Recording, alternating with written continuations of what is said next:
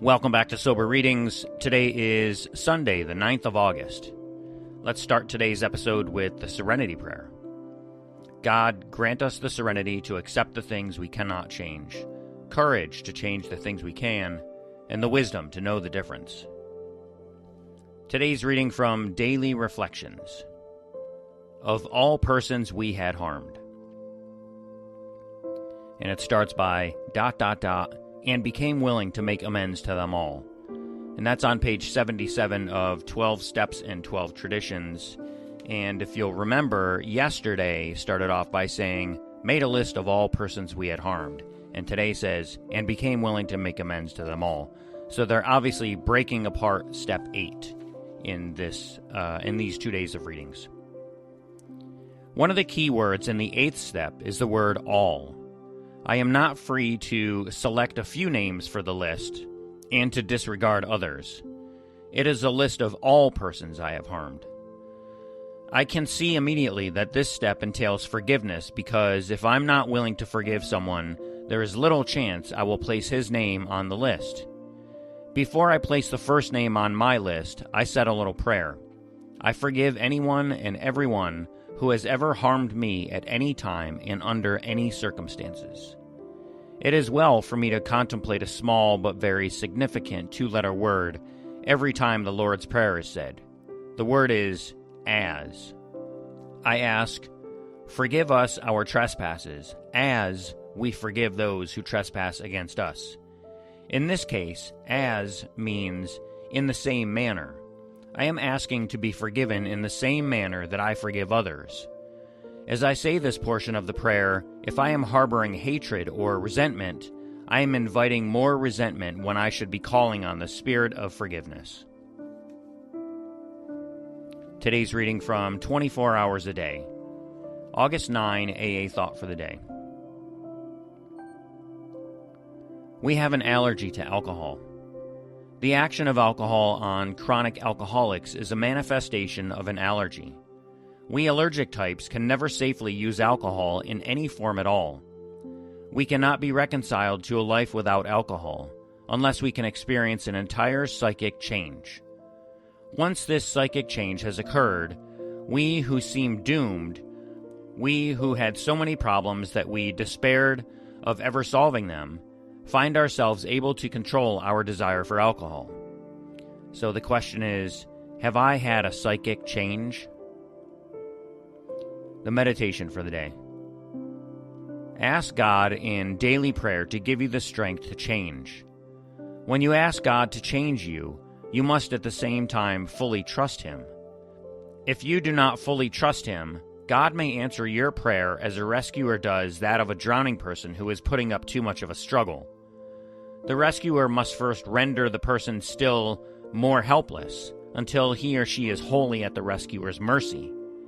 Just so must we be wholly at God's mercy before we can be rescued. And today's prayer for the day.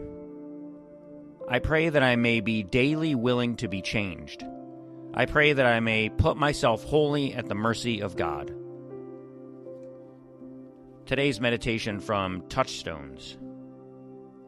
We must embrace the absurd and go beyond everything we have ever known.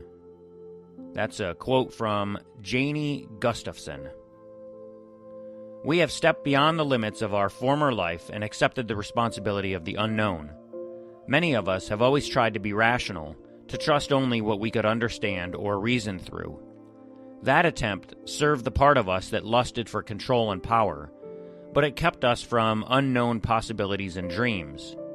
When we decide to be less controlling, we begin to believe in possibilities we didn't allow before.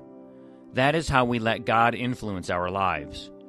Perhaps we don't see a reasonable way to a more satisfying job, but we can be open to surprising possibilities. We may see nothing we can do to overcome our compulsions, but we pray for God to remove our shortcomings in God's way, and already we have a new attitude. God, give me the courage to step into the unknown, the absurd, and experience the awakening of my spirit. And for today's final reading, I'm going to read from As Bill Sees It, page 326.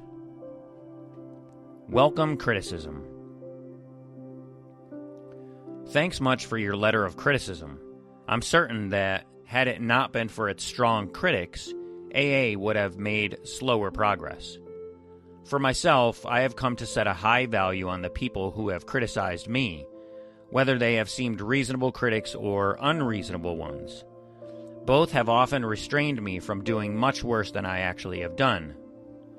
The unreasonable ones have taught me, I hope, a little patience. But the reasonable ones have always done a great job for all of AA, and have taught me many a valuable lesson. And that was written in a letter in 1955. And that's an interesting little reading right there. That was obviously Bill W. talking, or actually what he wrote in a letter in 1955. And that second sentence right there says, I'm certain that had it not been for its strong critics, AA would have made slower progress. And so I looked up some significant events for Alcoholics Anonymous in 1955, and here's what happened. In 1955, AA celebrated its 20th anniversary. Bill W. transferred leadership of AA to the fellowship. The General Service Conference became permanent.